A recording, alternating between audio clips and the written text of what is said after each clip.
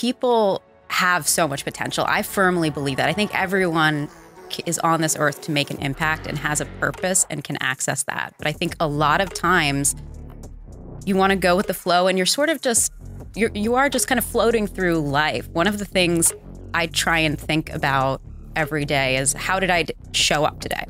Am I proud of how I show up today? I feel like that word proud often is something I reflect on in the evening of, do I feel proud of who I was today?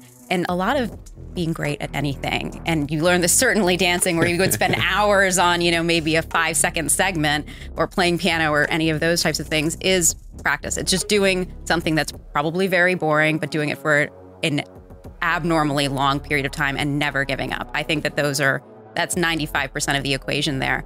And if you live your everyday life, imagine if you showed up at every meeting and you were 100% present. You wanted to show up and give everything you had at every single meeting. How different might your life be? How different would you show up? How different would you feel about yourself, and how might that impact the people around you, perceiving how much you care?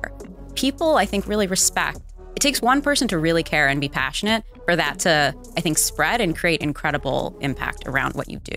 When did you feel comfortable being the odd one out?